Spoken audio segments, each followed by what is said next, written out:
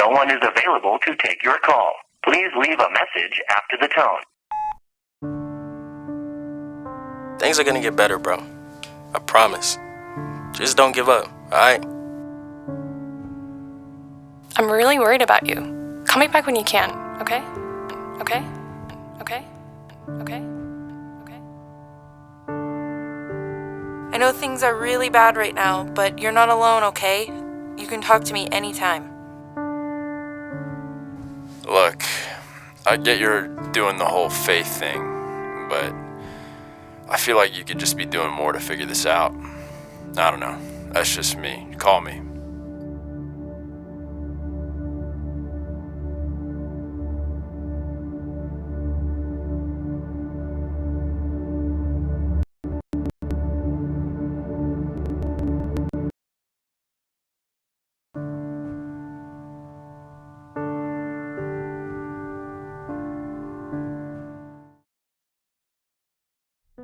Job, Chapter 1. There was a man in the land of Uz, whose name was Job. That man was blameless and upright, and one who feared God and turned away from evil. There were born to him 7 sons and 3 daughters.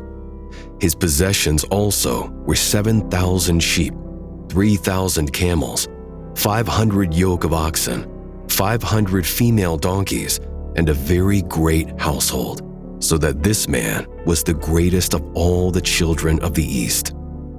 His sons went and held a feast in the house of each one on his birthday, and they sent and called for their 3 sisters to eat and to drink with them. It was so, when the days of their feasting had run their course, that Job sent and sanctified them, and rose up early in the morning, and offered burnt offerings according to the number of them all. For Job said, "It may be that my sons have sinned and renounced God in their hearts." Job did so continually.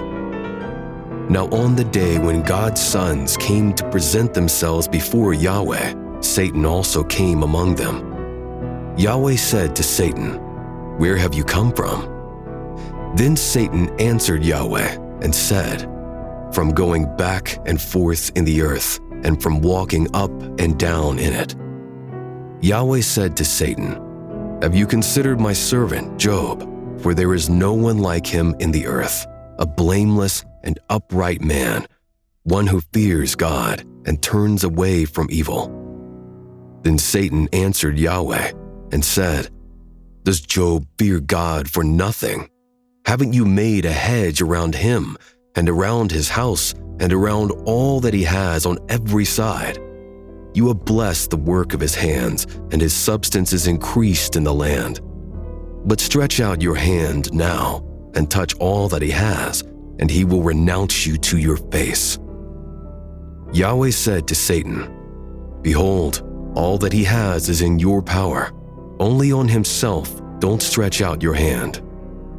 So Satan went out from the presence of Yahweh.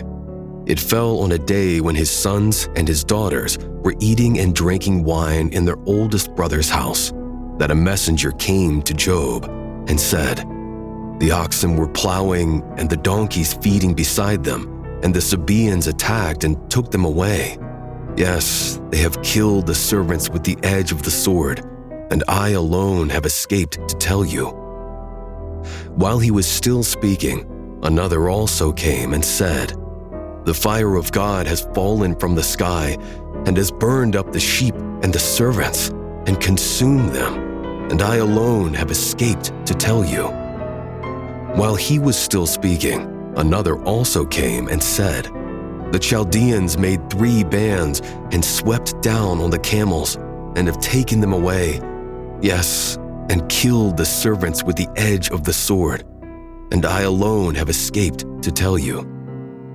While he was still speaking, there came also another and said, "Your sons and your daughters were eating and drinking wine in their oldest brother's house, and behold, there came a great wind from the wilderness and struck the 4 corners of the house, and it fell on the young men, and they are dead. I alone have escaped to tell you." Then Job arose and tore his robe and shaved his head and fell down on the ground and worshipped. He said, "Naked I came out of my mother's womb, and naked will I return there. Yahweh gave, and Yahweh has taken away. Blessed be Yahweh's name." In all this, Job didn't sin, nor charge God with wrongdoing. Job, chapter 2. Again, on the day when God's sons came to present themselves before Yahweh, Satan came also among them to present himself before Yahweh. Yahweh said to Satan, "Where have you come from?" Satan answered Yahweh and said, "From going back and forth in the earth, and from walking up and down in it." Yahweh said to Satan, "Have you considered my servant Job? For there is no one like him in the earth, a blameless and upright man, one who fears God and turns away from evil. He still maintains his integrity, although you incited me against him to ruin him without cause." Satan answered Yahweh and said, "Skin for skin. Yes, all that a man has he will give for his life. But stretch out your hand now and touch his bone and his flesh, and he will renounce you to your face." Yahweh said to Satan, "Behold, he is in your hand. Only spare his life." So Satan went out from the presence of Yahweh and struck Job with painful sores from the sole of his foot to his head. He took for himself a potsherd to scrape himself with, and he sat among the ashes. Then his wife said to him, "Do you still maintain your integrity? Renounce God and die." But he said to her, "You speak as one of the foolish women would speak. What? Shall we receive good at the hand of God? And shall we not receive evil?" In all this, Job didn't sin with his lips. Now when Job's 3 friends heard of all this evil that had come on him, they each came from his own place: Eliphaz the Temanite, Bildad the Shuhite, and Zophar the Naamathite. And they made an appointment together to come to sympathize with him and to comfort him. When they lifted up their eyes from a distance and didn't recognize him, they raised their voices and wept. And they each tore his robe and sprinkled dust on their heads toward the sky. So they sat down with him on the ground 7 days and 7 nights, and no one spoke a word to him, for they saw that his grief was very great. Job, chapter 3. After this, Job opened his mouth and cursed the day of his birth. Job answered, "Let the day perish in which I was born, the night which said, 'There is a boy conceived.' Let that day be darkness. Don't let God from above seek for it, neither let the light shine on it.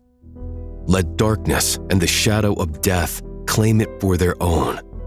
Let a cloud dwell on it. Let all that makes the day black terrify it. As for that night, let thick darkness seize on it. Let it not rejoice among the days of the year. Let it not come into the number of the months. Behold, let that night be barren. Let no joyful voice come therein. Let them curse it who curse the day, who are ready to rouse up Leviathan. Let the stars of its twilight be dark. Let it look for light, but have none. Neither let it see the eyelids of the morning, because it didn't shut up the doors of my mother's womb, nor did it hide trouble from my eyes.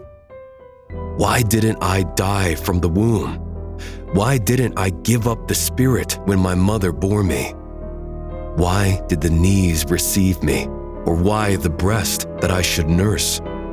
For now I should have lain down and been quiet. I should have slept, then I would have been at rest. with kings and counselors of the earth who built up waste places for themselves, or with princes who had gold, who filled their houses with silver, or as a hidden untimely birth I had not been, as infants who never saw light. There the wicked cease from troubling. There the weary are at rest. There the prisoners are at ease together. They don't hear the voice of the taskmaster. The small and the great are there. The servant is free from his master. Why is light given to him who is in misery, life to the bitter in soul, who long for death, but it doesn't come, and dig for it more than for hidden treasures, who rejoice exceedingly and are glad when they can find the grave? Why is light given to a man whose way is hidden, whom God has hedged in? For my sighing comes before I eat. My groanings are poured out like water. For the thing which I fear comes on me. That which I am afraid of comes to me. I am not at ease, neither am I quiet, neither do I have rest. But trouble comes. Job, chapter 4. Then Eliphaz the Temanite answered, "If someone ventures to talk with you, will you be grieved? But who can withhold himself from speaking? Behold, you have instructed many. You have strengthened the weak hands. Your words have supported him who was falling. You have made the feeble knees firm. But now it has come to you, and you faint. It touches you, and you are troubled. Isn't your piety your confidence? Isn't the integrity of your ways your hope? Remember now, whoever perished being innocent, or where were the upright cut off? According to what I have seen, those who plow iniquity and sow trouble reap the same. By the breath of God they perish. By the blast of his anger are they consumed. The roaring of the lion and the voice of the fierce lion, the teeth of the young lions are broken. The old lion perishes for lack of prey. The cubs of the lioness are scattered abroad. Now a thing was secretly brought to me. My ear received a whisper of it. In thoughts from the visions of the night, when deep sleep falls on men, fear came on me, and trembling, which made all my bones shake. Then a spirit passed before my face. The hair of my flesh stood up. It stood still, but I couldn't discern its appearance. A form was before my eyes. Silence. Then I heard a voice saying, "Shall mortal man be more just than God? Shall a man be more pure than his maker? Behold, he puts no trust in his servants. He charges his angels with error. How much more those who dwell in houses of clay, whose foundation is in the dust, who are crushed before the moth? Between morning and evening they are destroyed. They perish forever without any regarding it. Isn't their tent cord plucked up within them? They die, and that without wisdom." Job, chapter 5. Call now. Is there any who will answer you? To which of the holy ones will you turn? For resentment kills the foolish man, and jealousy kills the simple. I have seen the foolish taking root, but suddenly I cursed his habitation. His children are far from safety. They are crushed in the gate. Neither is there any to deliver them, whose harvest the hungry eats up and take it even out of the thorns. The snare gapes for their substance. For affliction doesn't come out of the dust, neither does trouble spring out of the ground. But man is born to trouble, as the sparks fly upward. But as for me, I would seek God. I would commit my cause to God, who does great things that can't be fathomed, marvelous things without number, who gives rain on the earth and sends water on the fields, so that he sets up on high those who are low. Those who mourn are exalted to safety. He frustrates the plans of the crafty, so that their hands can't perform their enterprise. He takes the wise in their own craftiness. The counsel of the cunning is carried headlong. They meet with darkness in the daytime and grope at noonday as in the night.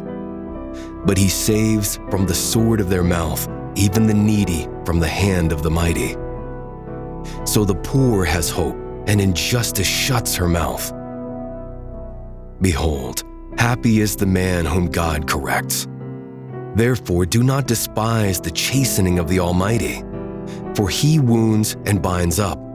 He injures, and his hands make whole. He will deliver you in 6 troubles.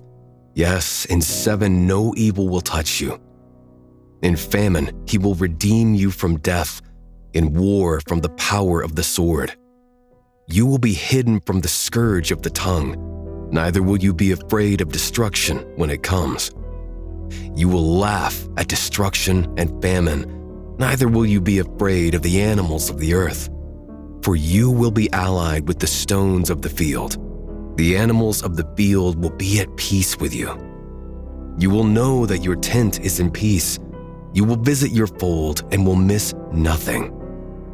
You will know also that your offsprings will be great, your offspring as the grass of the earth. You will come to your grave in a full age, like a shock of grain comes in its season. Look at this. We have searched it. It is so. Hear it and know it for your good. Job, chapter 6. Then Job answered, "Oh, that my anguish were weighed, and all my calamity laid in the balances. For now it would be heavier than the sand of the seas. Therefore my words have been rash. For the arrows of the Almighty are within me. My spirit drinks up their poison. The terrors of God set themselves in array against me. Does the wild donkey bray when he has grass? Or does the ox low over his fodder? Can that which has no flavor be eaten without salt? Or is there any taste in the white of an egg? My soul refuses to touch them. They are as loathsome food to me. Oh, that I might have my request, that God would grant the thing that I long for, even that it would please God to crush me, that he would let loose his hand and cut me off. Let it still be my consolation. Yes, let me exult in pain that doesn't spare, that I have not denied the words of the Holy One. What is my strength that I should wait? What is my end that I should be patient? Is my strength the strength of stones? Or is my flesh of bronze? Isn't it that I have no help in me, that wisdom is driven away from me? To him who is ready to faint, kindness should be shown from his friend, even to him who forsakes the fear of the Almighty.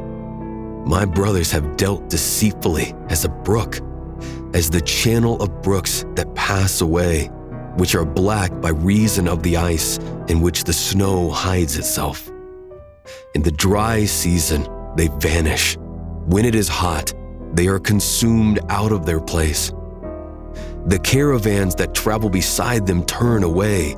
They go up into the waste and perish. The caravans of Temah looked. The companies of Sheba waited for them. They were distressed because they were confident. They came there and were confounded. For now you are nothing. You see a terror and are afraid. Did I say, give to me, or offer a present for me from your substance, or deliver me from the adversary's hand, or redeem me from the hand of the oppressors? Teach me, and I will hold my peace. Cause me to understand my error. How forcible are words of uprightness! But your reproof, what does it reprove? Do you intend to reprove words, since the speeches of one who is desperate are as wind?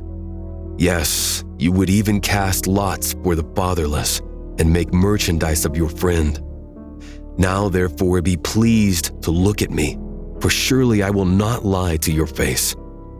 Please return. Let there be no injustice. Yes, return again. My cause is righteous.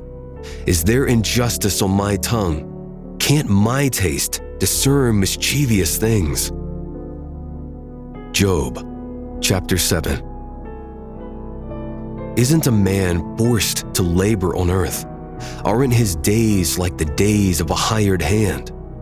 As a servant who earnestly desires the shadow, as a hireling who looks for his wages, so I am made to possess months of misery. Wearisome nights are appointed to me. When I lie down, I say, when will I arise and the night be gone? I toss and turn until the dawning of the day. My flesh is clothed with worms and clods of dust. My skin closes up and breaks out afresh. My days are swifter than a weaver's shuttle and are spent without hope. Oh, remember that my life is a breath. My eye will no more see good. The eye of him who sees me will see me no more. Your eyes will be on me, but I will not be. As the cloud is consumed and vanishes away, so he who goes down to Sheol will come up no more. He will return no more to his house, neither will his place know him any more. Therefore I will not keep silent. I will speak in the anguish of my spirit. I will complain in the bitterness of my soul. Am I a sea or a sea monster that you put a guard over me? When I say, my bed will comfort me, my couch will ease my complaint, then you scare me with dreams and terrify me through visions, so that my soul chooses strangling, death rather than my bones. I loathe my life. I don't want to live forever. Leave me alone, for my days are but a breath. What is man that you should magnify him, that you should set your mind on him, that you should visit him every morning and test him every moment? How long will you not look away from me, nor leave me alone until I swallow down my spittle? If I have sinned, what do I do to you, you watcher of men? Why have you set me as a mark for you, so that I am a burden to myself? Why do you not pardon my disobedience and take away my iniquity? For now I will lie down in the dust. You will seek me diligently, but I will not be. Job, chapter 8. Then Bildad the Shuhite answered, How long will you speak these things? Shall the words of your mouth be a mighty wind? Does God pervert justice, or does the Almighty pervert righteousness? If your children have sinned against him, he has delivered them into the hand of their disobedience. If you want to seek God diligently, make your supplication to the Almighty. If you were pure and upright, surely now he would awaken for you and make the habitation of your righteousness prosperous.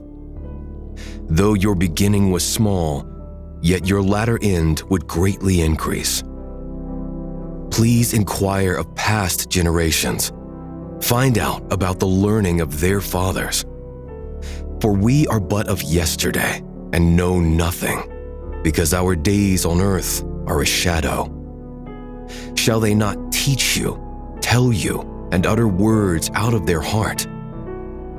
Can the papyrus grow up without mire? Can the rushes grow without water?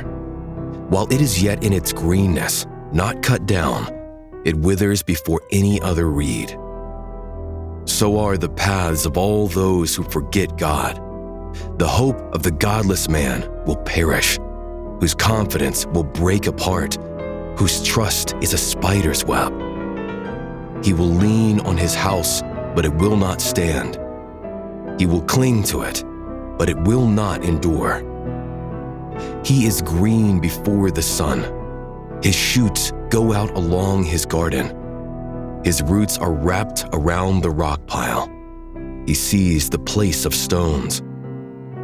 If he is destroyed from his place, then it will deny him, saying, I have not seen you. Behold, this is the joy of his way. Out of the earth others will spring. Behold, God will not cast away a blameless man, neither will he uphold the evildoers. He will still fill your mouth with laughter, your lips with shouting. Those who hate you will be clothed with shame. The tent of the wicked will be no more.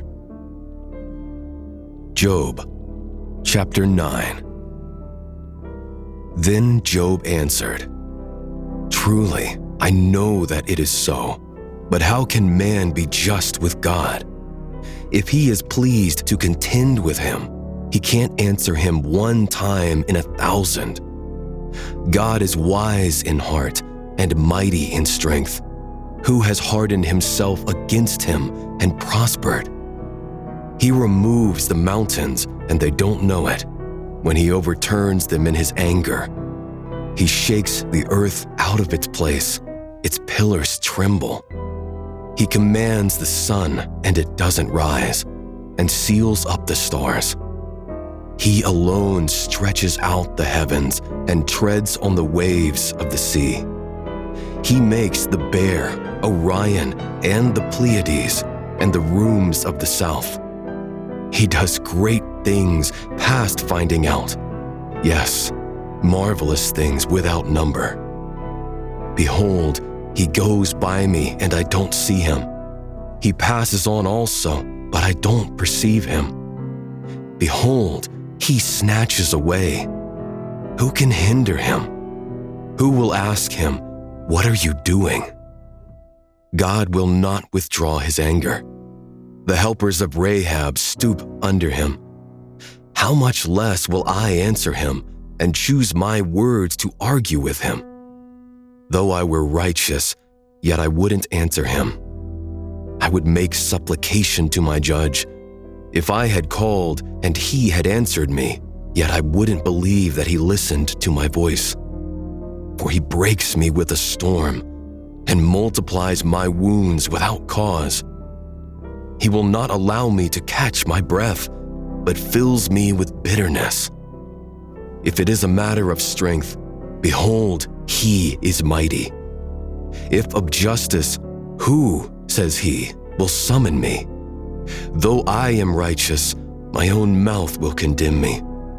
Though I am blameless, it will prove me perverse. I am blameless. I don't respect myself. I despise my life. It is all the same. Therefore I say he destroys the blameless and the wicked. If the scourge kills suddenly, he will mock at the trial of the innocent. The earth is given into the hand of the wicked. He covers the face of its judges. If not he, then who is it? Now my days are swifter than a runner.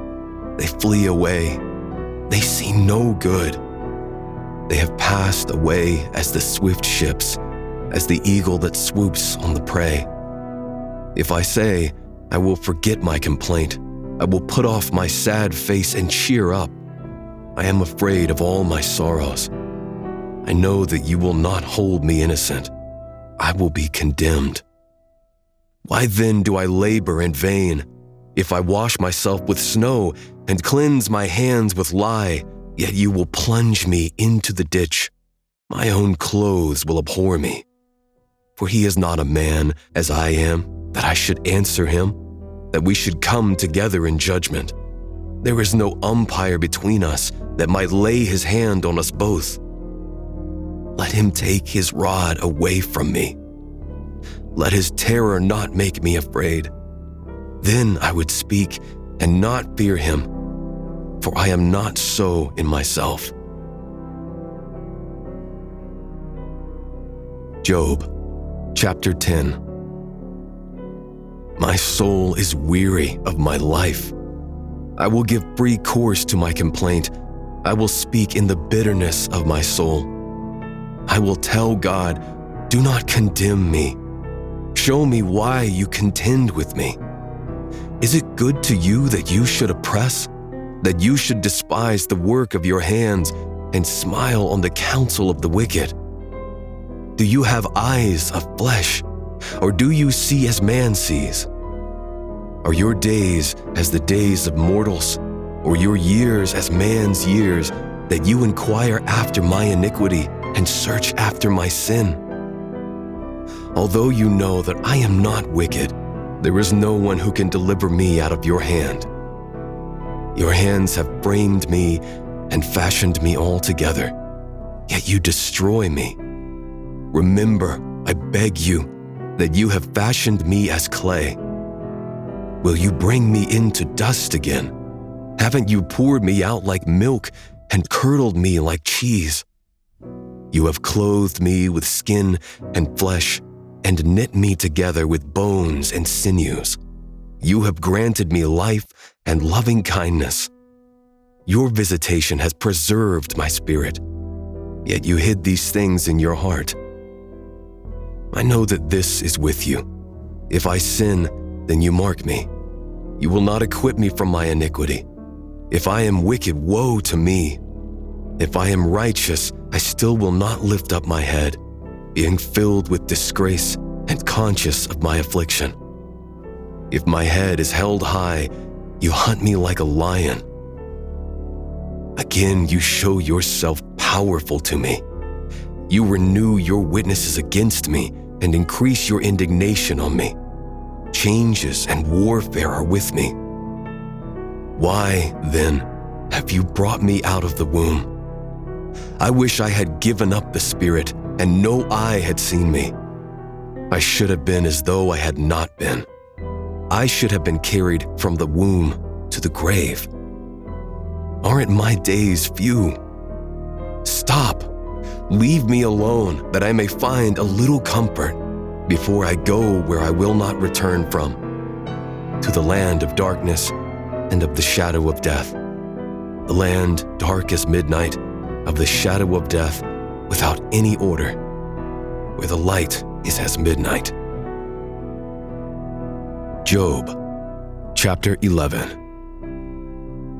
Then Zophar the Naamathite answered, shouldn't the multitude of words be answered? Should a man full of talk be justified? Should your boastings make men hold their peace? When you mock, will no man make you ashamed? For you say, my doctrine is pure. I am clean in your eyes. But oh, that God would speak and open his lips against you, that he would show you the secrets of wisdom. For true wisdom has two sides. Know therefore that God exacts of you less than your iniquity deserves. Can you fathom the mystery of God? Or can you probe the limits of the Almighty? They are high as heaven. What can you do? They are deeper than Sheol. What can you know?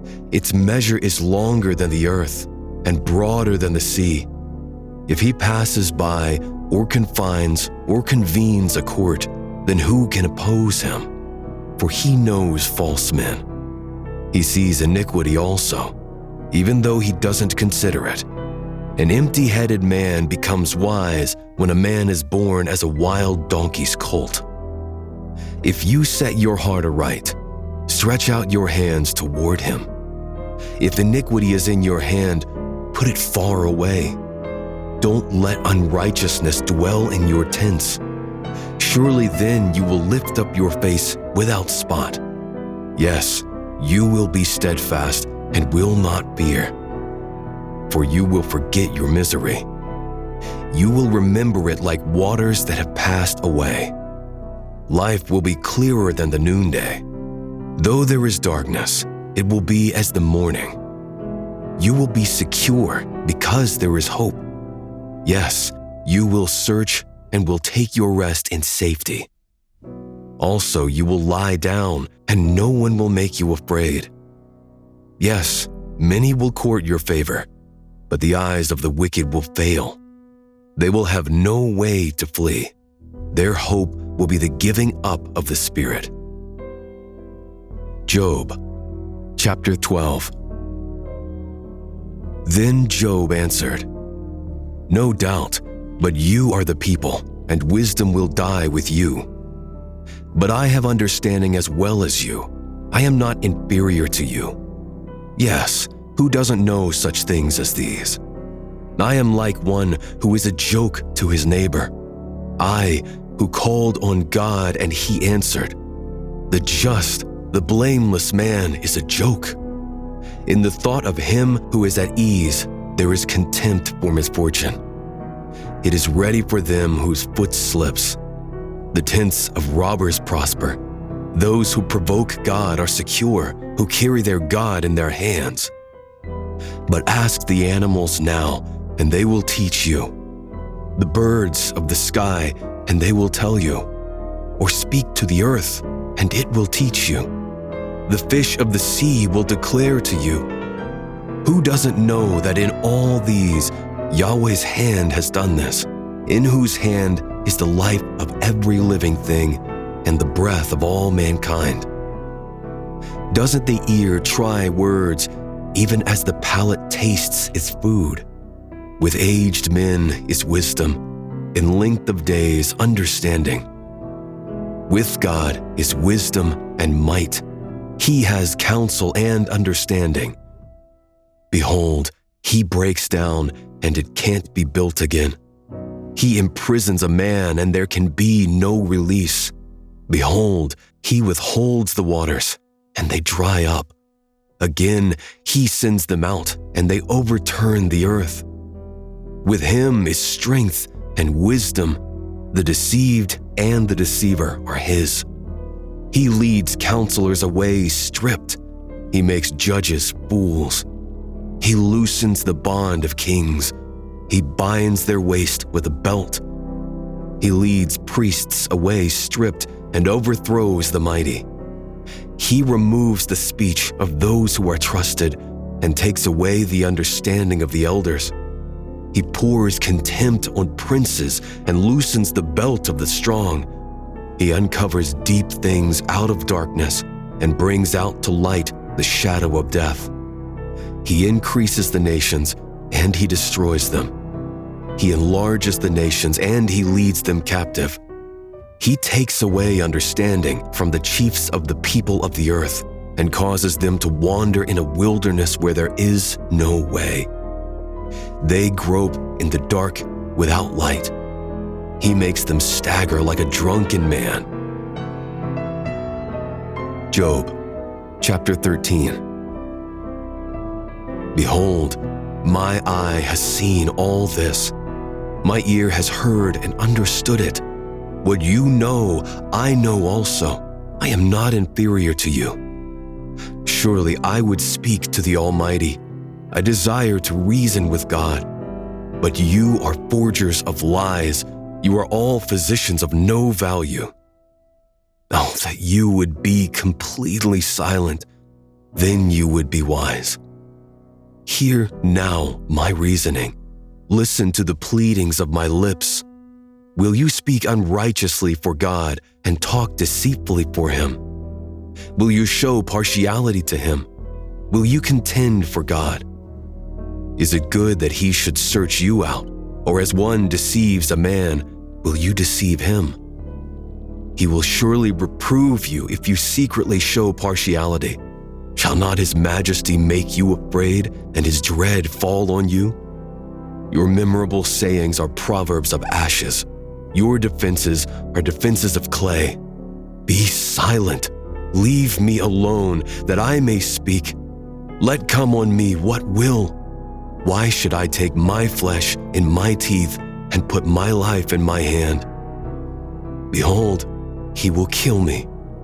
I have no hope. Nevertheless, I will maintain my ways before him. This also will be my salvation, that a godless man will not come before him. listen carefully to my speech. Let my declaration be in your ears. See now, I have set my cause in order. I know that I am righteous. Who is he who will contend with me? For then would I hold my peace and give up the spirit. Only don't do two things to me, then I will not hide myself from your face. Withdraw your hand far from me, and don't let your terror make me afraid. Then call, and I will answer, or let me speak, and you answer me. How many are my iniquities and sins? Make me know my disobedience and my sin. Why do you hide your face and consider me your enemy? Will you harass a driven leaf? Will you pursue the dry stubble? For you write bitter things against me and make me inherit the iniquities of my youth. You also put my feet in the stocks and mark all my paths. You set a bound to the soles of my feet, though I am decaying like a rotten thing, like a garment that is moth-eaten. Job, chapter 14. Man who is born of a woman is of few days and full of trouble. He grows up like a flower and is cut down. He also flees like a shadow and doesn't continue. Do you open your eyes on such a one and bring me into judgment with you? Who can bring a clean thing out of an unclean? Not one. Seeing his days are determined, the number of his months is with you, and you have appointed his bounds that he can't pass. Look away from him that he may rest until he accomplishes as a hireling his day. For there is hope for a tree if it is cut down, that it will sprout again, that the tender branch of it will not cease. Though its root grows old in the earth and its stalk dies in the ground, yet through the scent of water it will bud and sprout boughs like a plant. But man dies and is laid low. Yes, man gives up the spirit, and where is he? As the waters fail from the sea and the river wastes and dries up, so man lies down and doesn't rise until the heavens are no more. They will not awake nor be roused out of their sleep. Oh, that you would hide me in Sheol, that you would keep me secret until your wrath is past, that you would appoint me a set time and remember me. If a man dies, will he live again? I would wait all the days of my warfare until my release should come. You would call, and I would answer you. You would have a desire for the work of your hands. But now you count my steps. Don't you watch over my sin? My disobedience is sealed up in a bag. You fasten up my iniquity. But the mountain falling comes to nothing. The rock is removed out of its place. The waters wear the stones. The torrents of it wash away the dust of the earth. So you destroy the hope of man. You forever prevail against him, and he departs. You change his face and send him away. His sons come to honor, and he doesn't know it. They are brought low, but he doesn't perceive it of them. But his flesh on him was pain, and his soul within him mourns. Job, chapter 15. Then Eliphaz the Themanite answered, Should a wise man answer with vain knowledge and fill himself with the east wind? Should he reason with unprofitable talk or with speeches with which he can do no good? Yes, you do away with fear and hinder devotion before God. For your iniquity teaches your mouth, and you choose the language of the crafty. Your own mouth condemns you, and not I. Yes, your own lips testify against you. Are you the first man who was born, or were you brought out before the hills? Have you heard the secret counsel of God? Do you limit wisdom to yourself? What do you know that we don't know? What do you understand which is not in us? With us are both the gray-headed and the very aged man, much older than your father. Are the consolations of God too small for you? Even the word that is gentle towards you? Why does your heart carry you away? Why do your eyes flash that you turn your spirit against God and let such words go out of your mouth? What is man that he should be clean? What is he who is born of a woman that he should be righteous? Behold, he puts no trust in his holy ones. Yes, the heavens are not clean in his sight. How much less one who is abominable and corrupt, a man who drinks iniquity like water? I will show you, listen to me. That which I have seen I will declare, which wise men have told by their fathers and have not hidden it, to whom alone the land was given, and no stranger passed among them. The wicked man writhes in pain all his days, even the number of years that are laid up for the oppressor. The sound of terrors is in his ears. In prosperity the destroyer will come on him. He doesn't believe that he will return out of darkness. He is waited for by the sword. He wanders abroad for bread, saying, "Where is it?" He knows that the day of darkness is ready at his hand. Distress and anguish make him afraid. They prevail against him as a king ready to the battle. Because he has stretched out his hand against God and behaves himself proudly against the Almighty, he runs at him with a stiff neck, with the thick shields of his bucklers, because he has covered his face with his fatness and gathered fat on his thighs. He has lived in desolate cities, in houses which no one inhabited, which were ready to become heaps. He will not be rich, neither will his substance continue, neither will their possessions be extended on the earth. He will not depart out of darkness. The flame will dry up his branches. He will go away by the breath of God's mouth. Let him not trust in emptiness, deceiving himself, for emptiness will be his reward. It will be accomplished before his time. His branch will not be green. He will shake off his unripe grape as the vine, and will cast off his flower as the olive tree.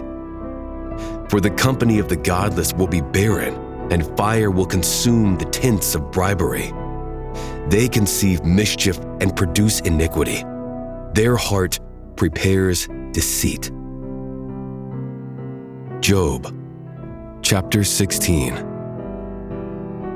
Then Job answered, I have heard many such things. You are all miserable comforters. Shall vain words have an end? Or what provokes you that you answer? I also could speak as you do. If your soul were in my soul's place, I could join words together against you and shake my head at you. But I would strengthen you with my mouth. The solace of my lips would relieve you. Though I speak, my grief is not subsided. Though I forbear, what am I eased? But now, God, you have surely worn me out. You have made all my company desolate.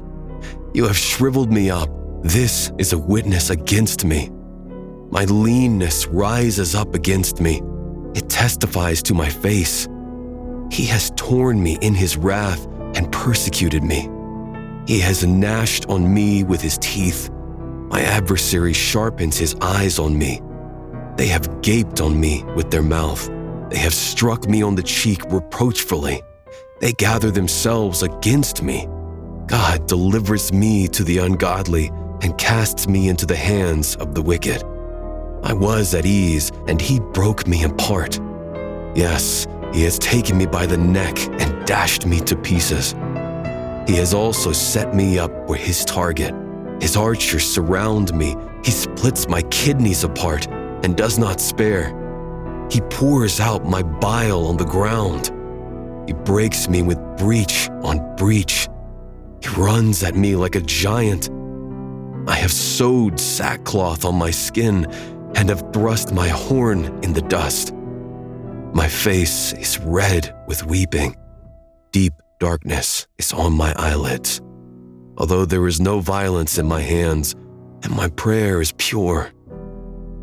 Earth, don't cover my blood. Let my cry have no place to rest. Even now, behold, my witness is in heaven. He who vouches for me is on high. My friends scoff at me.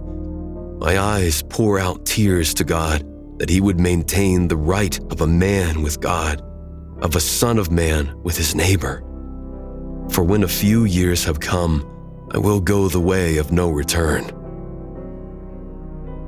Job, chapter 17. My spirit is consumed. My days are extinct, and the grave is ready for me. Surely there are mockers with me. My eye dwells on their provocation. Now give a pledge. Be collateral for me with yourself. Who is there who will strike hands with me?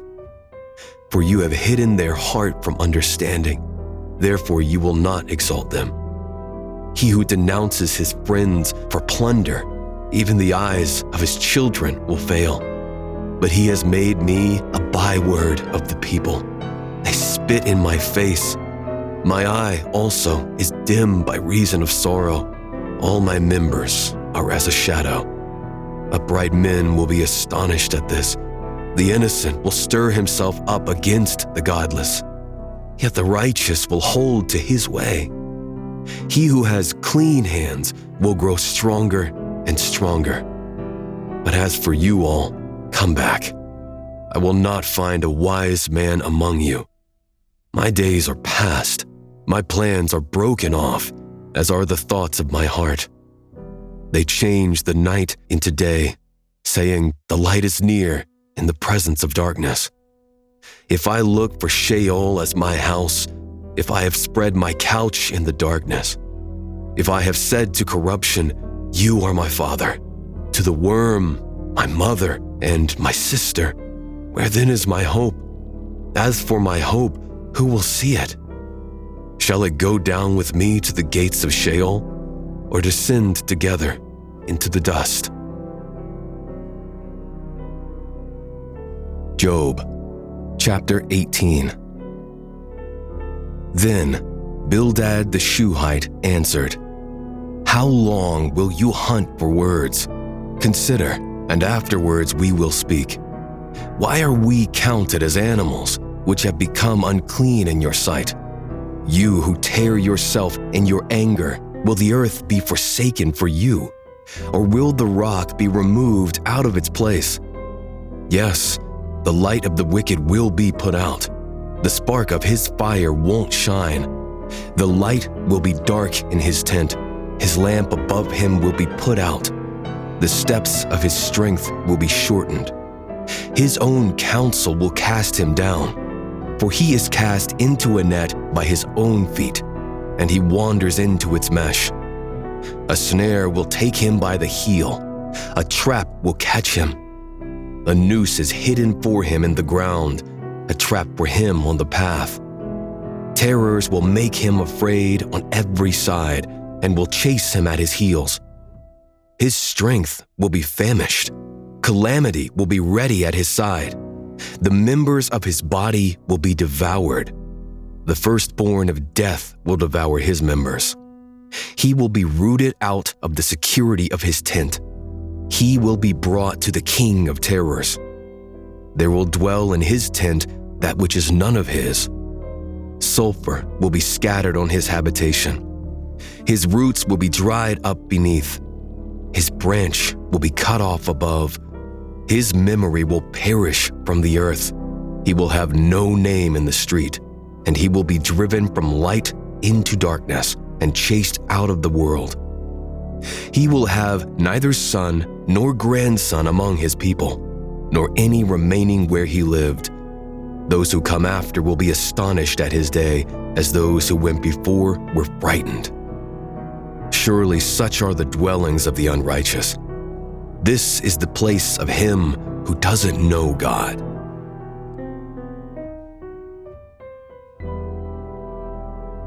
Job, chapter 19. Then Job answered, "How long will you torment me and crush me with words? You have reproached me 10 times. You aren't ashamed that you attack me. If it is true that I have erred, my error remains with myself. If indeed you will magnify yourselves against me and plead against me my reproach, know now that God has subverted me and has surrounded me with his net. Behold, I cry out of wrong, but I am not heard. I cry for help, but there is no justice. He has walled up my way so that I can't pass, and has set darkness in my paths. He has stripped me of my glory and taken the crown from my head. He has broken me down on every side, and I am gone. He has plucked my hope up like a tree. He has also kindled his wrath against me. He counts me among his adversaries. His troops come on together, build a siege ramp against me, and encamp around my tent. He has put my brothers far from me. My acquaintances are wholly estranged from me. My relatives have gone away. My familiar friends have forgotten me. Those who dwell in my house and my maids consider me a stranger. I am an alien in their sight. I call to my servant, and he gives me no answer. I beg him with my mouth. My breath is offensive to my wife. I am loathsome to the children of my own mother. Even young children despise me. If I arise, they speak against me. All my familiar friends abhor me. They whom I loved have turned against me. My bones stick to my skin and to my flesh. I have escaped by the skin of my teeth. Have pity on me. Have pity on me, you, my friends, for the hand of God has touched me. Why do you persecute me as God and are not satisfied with my flesh? Oh, that my words were now written. Oh, that they were inscribed in a book, that with an iron pen and lead they were engraved in the rock forever. But as for me, I know that my Redeemer lives. In the end, he will stand upon the earth. After my skin is destroyed, then I will see God in my flesh, whom I, even I, will see on my side. My eyes will see, and not as a stranger. My heart is consumed within me. If you say how we will persecute him, because the root of the matter is found in me, be afraid of the sword, for wrath brings the punishments of the sword, that you may know that there is a judgment. Job, chapter 20. Then Zophar the Naamathite answered, "Therefore my thoughts answer me, even by reason of my haste that is in me. I have heard the reproof which puts me to shame. The spirit of my understanding answers me. Don't you know this from old time, since man was placed on earth, that the triumphing of the wicked is short, the joy of the godless but for a moment? Though his height mount up to the heavens and his head reach to the clouds, yet he will perish forever like his own dung. Those who have seen him will say, 'Where is he?' He will fly away as a dream and will not be found. Yes, he will be chased away like a vision of the night.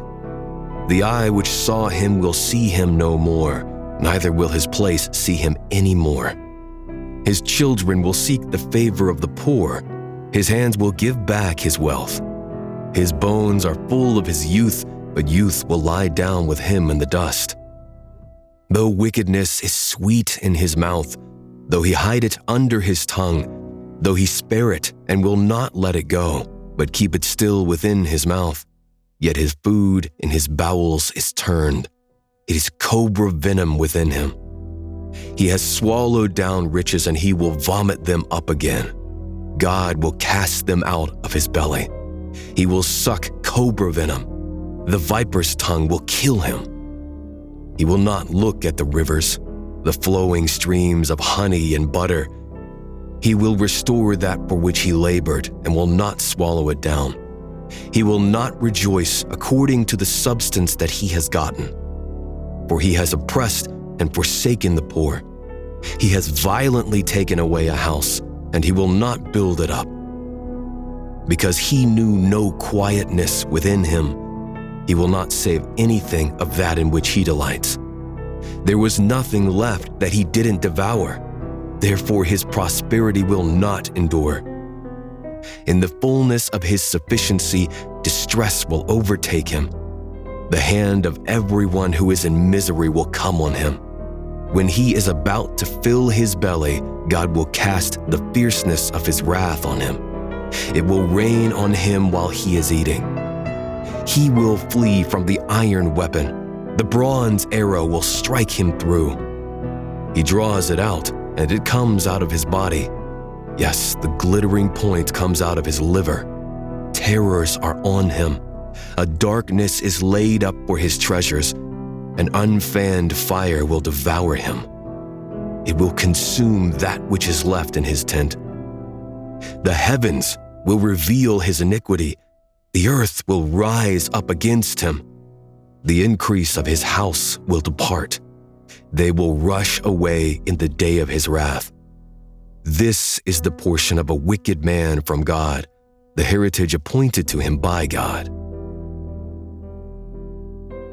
Job, chapter 21.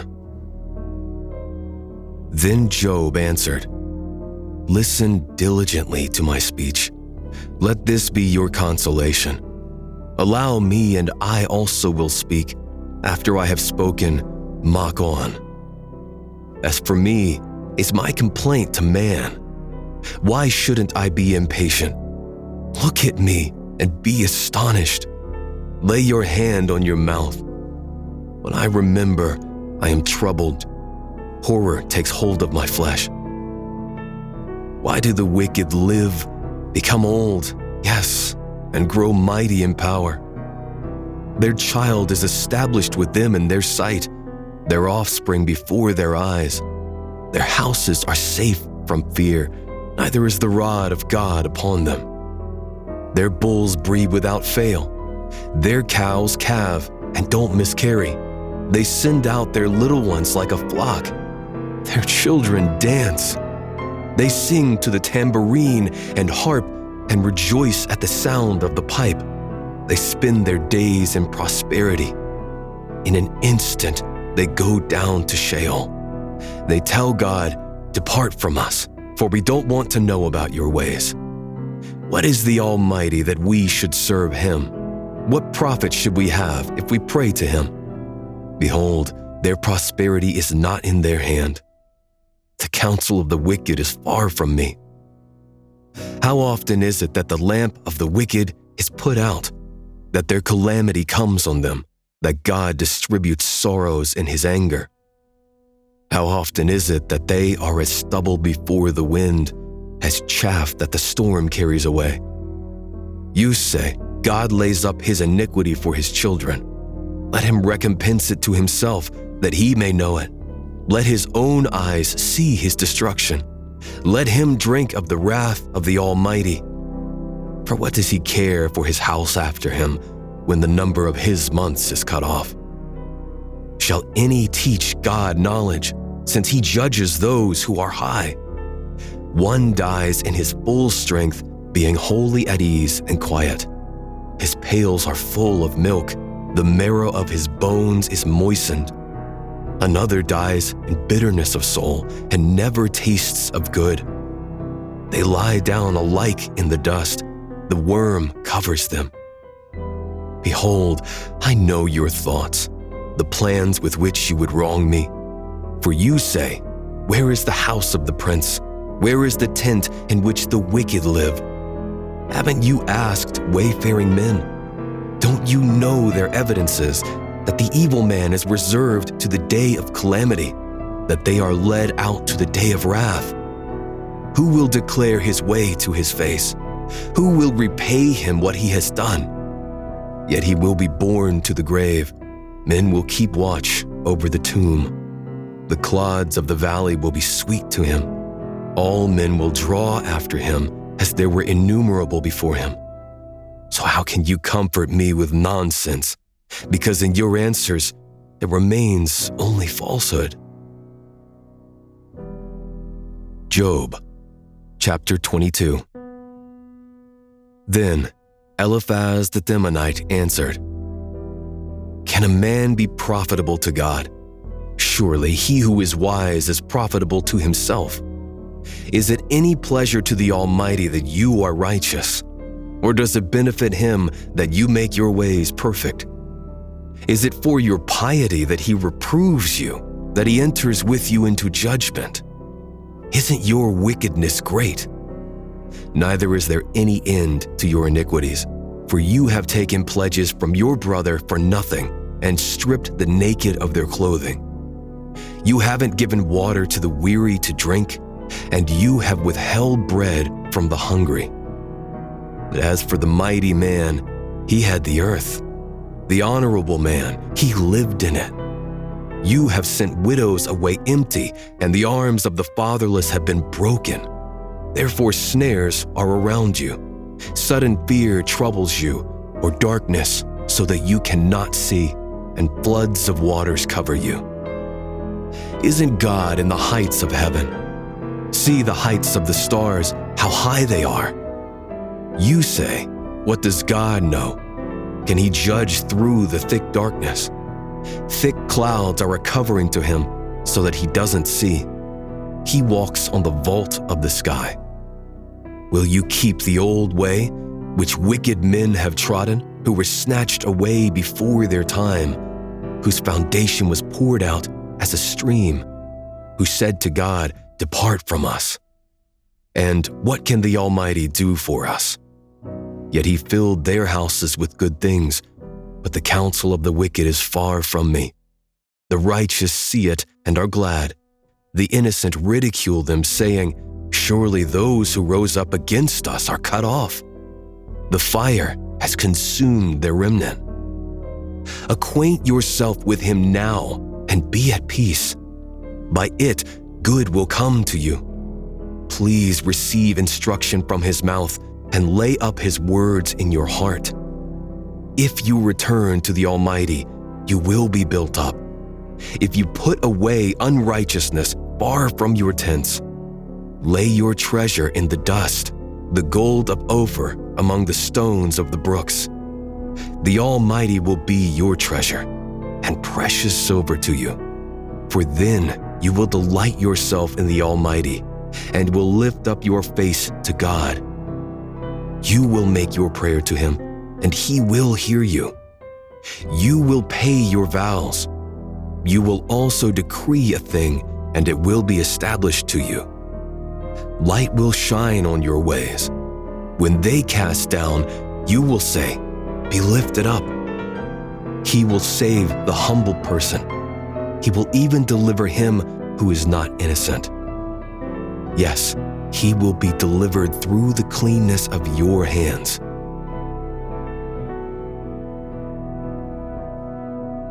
Job, chapter 23. Then Job answered, "Even today, my complaint is rebellious. His hand is heavy in spite of my groaning. Oh, that I knew where I might find him, that I might come even to his seat. I would set my cause in order before him and fill my mouth with arguments. I would know the words which he would answer me and understand what he would tell me. Would he contend with me in the greatness of his power? No, but he would listen to me. There the upright might reason with him, so I should be delivered forever from my judge. If I go east, he is not there. If west, I can't find him. He works to the north, but I can't see him. He turns south, but I can't catch a glimpse of him. But he knows the way that I take. When he has tried me, I will come out like gold. My foot has held fast to his steps. I have kept his way and not turned away. I haven't gone back from the commandment of his lips. I have treasured up the words of his mouth more than my necessary food. But he stands alone, and who can oppose him? What his soul desires, even that he does. For he performs that which is appointed for me. Many such things are with him. Therefore I am terrified at his presence. When I consider, I am afraid of him. For God has made my heart faint. The Almighty has terrified me, because I was not cut off before the darkness. Neither did he cover the thick darkness from my face.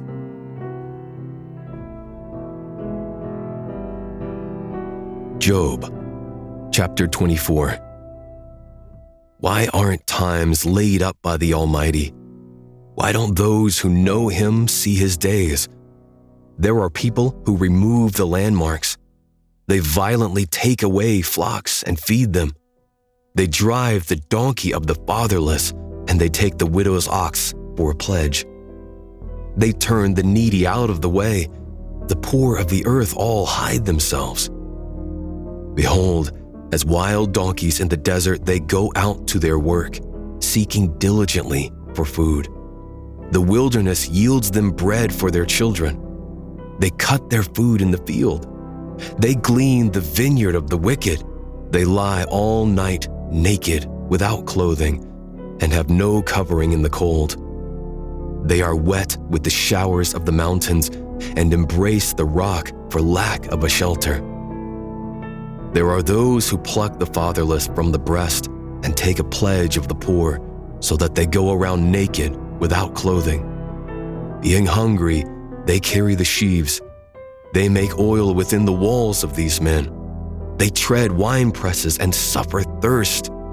From out of the populous city, men groan. The soul of the wounded cries out, yet God doesn't regard the folly.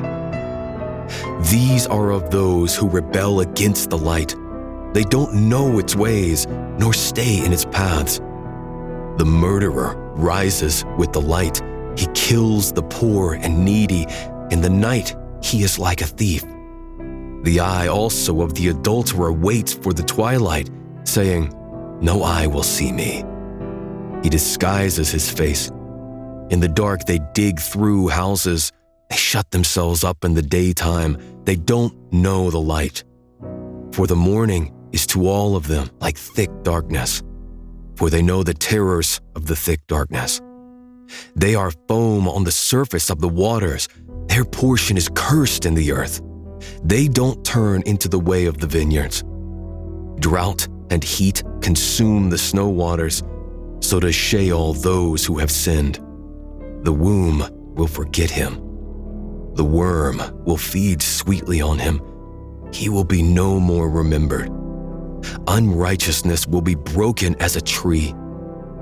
He devours the barren who don't bear. He shows no kindness to the widow. Yet God preserves the mighty by his power. He rises up who has no assurance of life. God gives them security, and they rest in it. His eyes are on their ways. They are exalted, yet a little while and they are gone. Yes, they are brought low. They are taken out of the way as all others, and are cut off as the tops of the ears of grain. If it isn't so now, who will prove me a liar and make my speech worth nothing? Job, chapter 25. Then Bildad the Shuhite answered, "Dominion and fear are with him. He makes peace in his high places. Can his armies be counted? On whom does his light not arise? How then can man be just with God? Or how can he who is born of a woman be clean? Behold, even the moon has no brightness, and the stars are not pure in his sight. How much less man who is a worm, the son of man who is a worm." Job, chapter 26. Then Job answered, How have you helped him who is without power? How have you saved the arm that has no strength? How have you counseled him who has no wisdom and plentifully declared sound knowledge?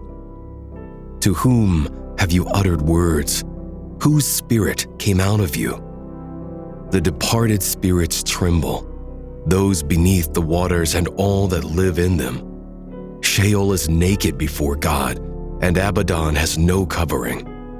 He stretches out the north over empty space and hangs the earth on nothing. He binds up the waters in his thick clouds, and the cloud is not burst under them. He encloses the face of his throne and spreads his cloud on it. He has described a boundary on the surface of the waters and to the confines of light and darkness. The pillars of heaven tremble and are astonished at his rebuke. He stirs up the sea with his power, and by his understanding he strikes through Rahab. By his spirit the heavens are garnished. His hand has pierced the swift serpent. Behold, these are but the outskirts of his ways. How small a whisper do we hear of him, but the thunder of his power, who can understand? Job, chapter 27. Job again took up his parable and said, As God lives, who has taken away my right, the Almighty, who has made my soul bitter. For the length of my life is still in me, and the Spirit of God is in my nostrils.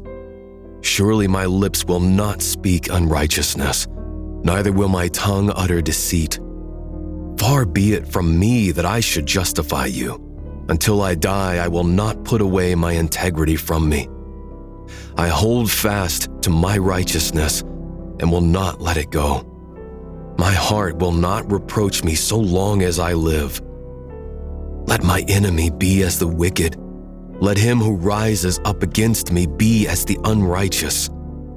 For what is the hope of the godless when he is cut off, when God takes away his life? Will God hear his cry when trouble comes on him? Will he delight himself in the Almighty and call on God at all times?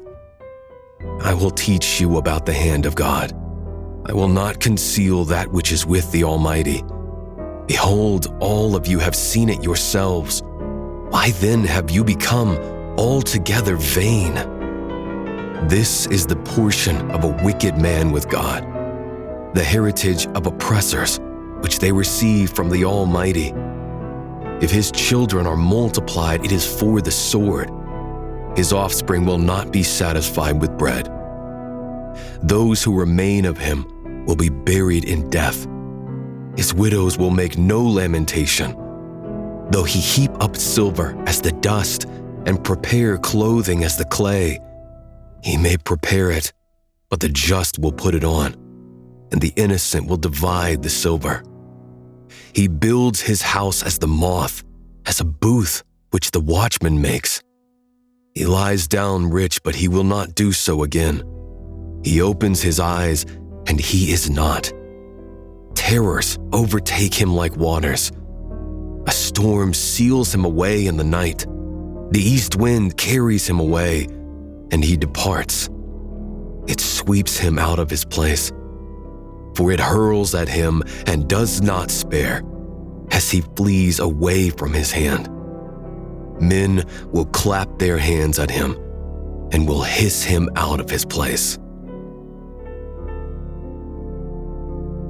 Job, chapter 28. Surely there is a mine for silver and a place for gold which they refine. Iron is taken out of the earth and copper is smelted out of the ore. Man sets an end to darkness and searches out to the furthest bound the stones of obscurity and of thick darkness. He breaks open a shaft away from where people live. They are forgotten by the foot. They hang far from men. They swing back and forth. As for the earth, out of it comes bread. Underneath it is turned up as it were by fire. Sapphires come from its rocks. It has dust of gold. The path no bird of prey knows, neither has the falcon's eye seen it. The proud animals have not trodden it, nor has the fierce lion passed by there. He puts his hand on the flinty rock, and he overturns the mountains by the roots. He cuts out channels among the rocks. His eye sees every precious thing. He binds the streams that they don't trickle. The thing that is hidden he brings out to light. But where will wisdom be found? Where is the place of understanding? Man doesn't know its price, neither is it found in the land of the living. The deep says, "It isn't in me." The sea says, "It isn't with me." It can't be gotten for gold, neither will silver be weighed for its price. It can't be valued with the gold of Ophir, with the precious onyx or the sapphire. Gold and glass can't equal it, neither will it be exchanged for jewels of fine gold. No mention will be made of coral or of crystal. Yes, the price of wisdom is above rubies. The topaz of Ethiopia will not equal it, nor will it be valued with pure gold. Where then does wisdom come from? What is the place of understanding? Seeing it is hidden from the eyes of all living and kept close from the birds of the sky. Destruction and death say, "We have heard a rumor of it with our ears." God understands its way, and he knows its place. For he looks to the ends of the earth and sees under the whole sky. He establishes the force of the wind. Yes, he measures out the waters by measure. When he made a decree for the rain and a way for the lightning of the thunder, then he saw it and declared it. He established it, yes, and searched it out. To man, he said, "Behold, the fear of the Lord, that is wisdom. To depart from evil is understanding."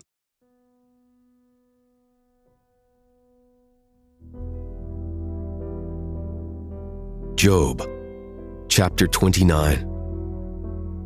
Job again took up his parable and said, "Oh, that I were as in the months of old, as in the days when God watched over me, when his lamp shone on my head, and by his light I walked through darkness, as I was in my prime, when the friendship of God was in my tent, when the Almighty was yet with me, and my children were around me, when my steps were washed with butter, and the rock poured out streams of oil for me.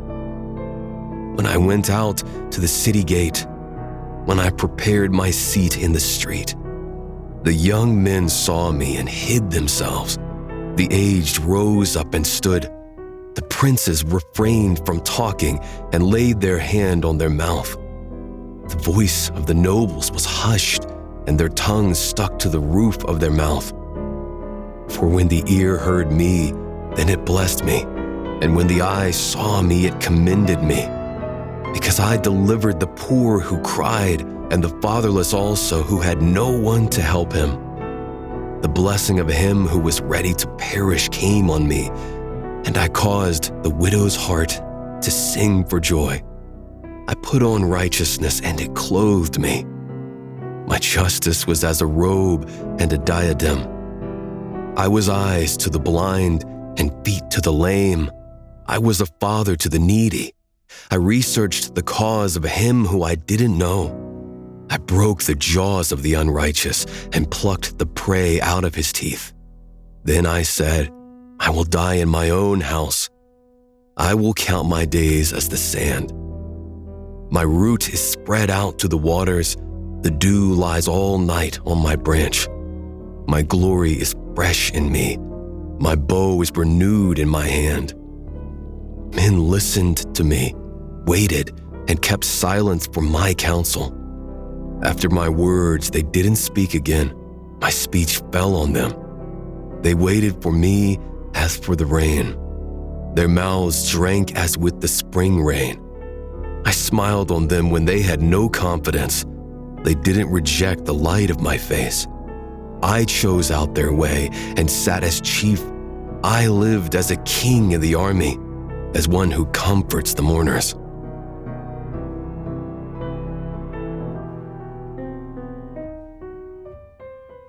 Job, chapter 30. But now those who are younger than I have me in derision, whose fathers I considered unworthy to put with my sheepdogs. Of what use is the strength of their hands to me, men in whom ripe age has perished? They are gaunt from lack and famine. They gnaw the dry ground in the gloom of waste and desolation. They pluck salt herbs by the bushes. The roots of the broom trees are their food.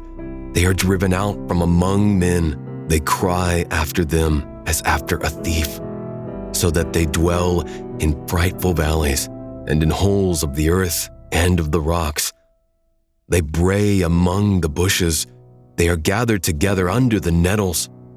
They are children of fools, yes, children of wicked men. They were flogged out of the land. Now I have become their song. Yes, I am a byword to them. They abhor me. They stand aloof from me and don't hesitate to spit in my face. For he has untied his cord and afflicted me, and they have thrown off restraint before me. On my right hand rise the rabble. They thrust aside my feet. They cast up against me their ways of destruction. They mar my path. They promote my destruction without anyone's help. As through a wide breach they come. They roll themselves in amid the ruin. Terrors have turned on me. They chase my honor as the wind. My welfare has passed away as a cloud. Now my soul is poured out within me. Days of affliction have taken hold of me. In the night season, my bones are pierced in me, and the pains that gnaw me take no rest. My garment is disfigured by great force. It binds me about as the collar of my tunic. He has cast me into the mire. I have become like dust and ashes. I cry to you, and you do not answer me. I stand up, and you gaze at me. You have turned to be cruel to me. With the might of your hand, you persecute me. You lift me up to the wind and drive me with it. You dissolve me in the storm. For I know that you will bring me to death, to the house appointed for all living. However, doesn't one stretch out a hand in his fall, or in his calamity therefore cry for help? Didn't I weep for him who is in trouble? Wasn't my soul grieved for the needy? When I looked for good, then evil came. When I waited for light, darkness came. My heart is troubled and doesn't rest. Days of affliction have come on me. I go mourning without the sun. I stand up in the assembly and cry for help. I am a brother to jackals and a companion to ostriches. My skin grows black and peels from me. My bones are burned with heat. Therefore my harp has turned to mourning, and my pipe into the voice of those who weep.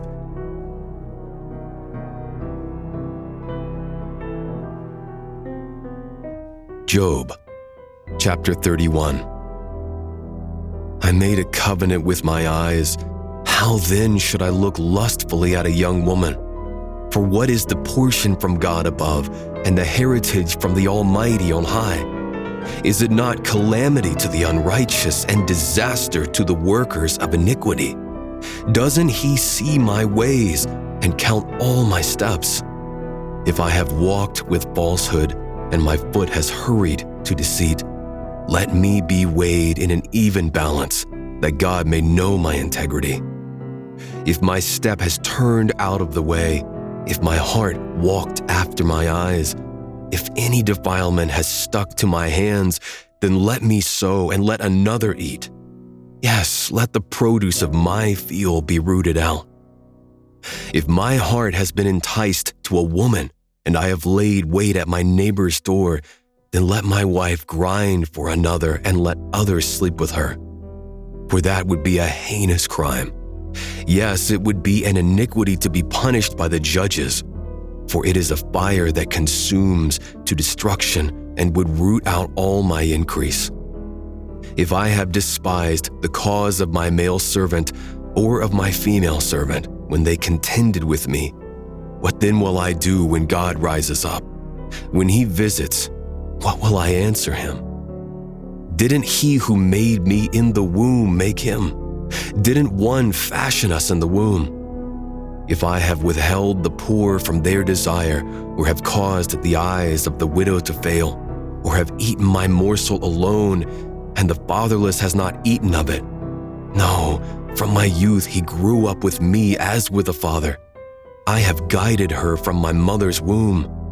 If I have seen any perish for want of clothing, or that the needy had no covering, if his heart hasn't blessed me, if he hasn't been warmed with my sheep's fleece, if I have lifted up my hand against the fatherless, because I saw my help in the gate, then let my shoulder fall from the shoulder blade, and my arm be broken from the bone.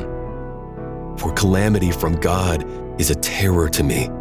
Because of his majesty, I can do nothing. If I have made gold my hope, and have said to the fine gold, you are my confidence, if I have rejoiced because my wealth was great, and because my hand had gotten much, if I have seen the sun when it shined, or the moon moving in splendor, and my heart has been secretly enticed, and my hand threw a kiss from my mouth, this would also be an iniquity to be punished by the judges, for I should have denied the God who is above. If I have rejoiced at the destruction of him who hated me, or lifted up myself when evil found him, yes, I have not allowed my mouth to sin by asking his life with a curse. If the men of my tent have not said, who can find one who has not been filled with his meat? The foreigner has not camped in the street, but I have opened my doors to the traveler. If like Adam, I have covered my transgressions by hiding my iniquity in my heart, because I feared the great multitude, and the contempt of families terrified me, so that I kept silence and didn't go out of the door. Oh, that I had one to hear me. Behold, here is my signature. Let the Almighty answer me. Let the accuser write my indictment. Surely I would carry it on my shoulder, and I would bind it to me as a crown. I would declare to him the number of my steps. I would go near to him like a prince. If my land cries out against me, and its furrows weep together, if I have eaten its fruits without money, or have caused its owners to lose their life, let briars grow instead of wheat, and stinkweed instead of barley. The words of Job are ended. Job, chapter 32. So these three men ceased to answer Job, because he was righteous in his own eyes.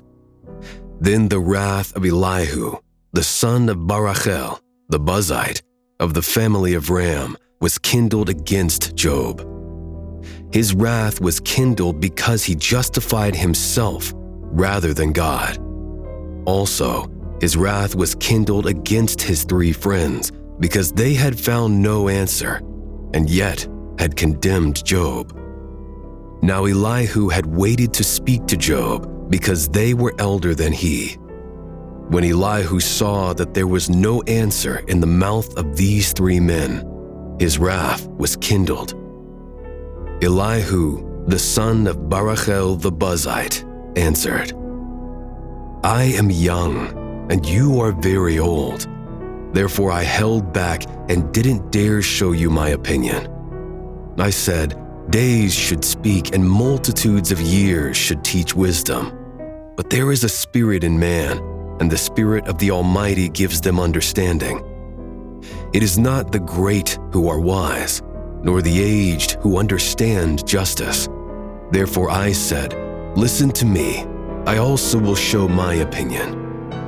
Behold, I waited for your words and I listened for your reasoning while you searched out what to say. Yes, I gave you my full attention, but there was no one who convinced Job or who answered his words among you. Beware lest you say, we have found wisdom. God may refute him, not man, for he has not directed his words against me, neither will I answer him with your speeches. They are amazed. They answer no more. They don't have a word to say. Shall I wait because they don't speak, because they stand still and answer no more?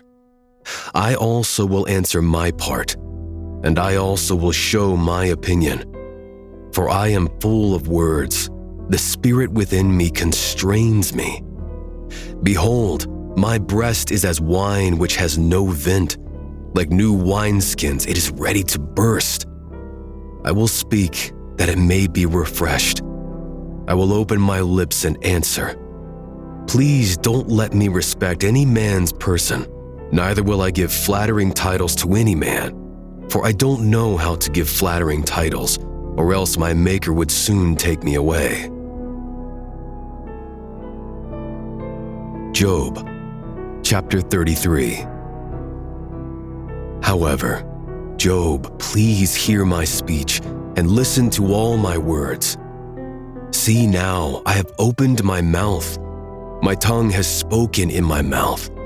My words will utter the uprightness of my heart.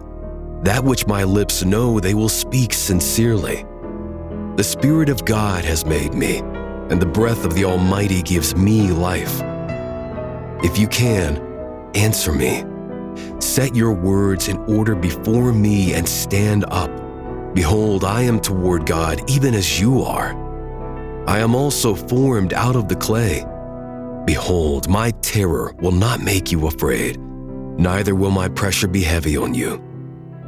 Surely you have spoken in my hearing. I have heard the voice of your words, saying, I am clean, without disobedience. I am innocent, neither is there iniquity in me. Behold, he finds occasion against me.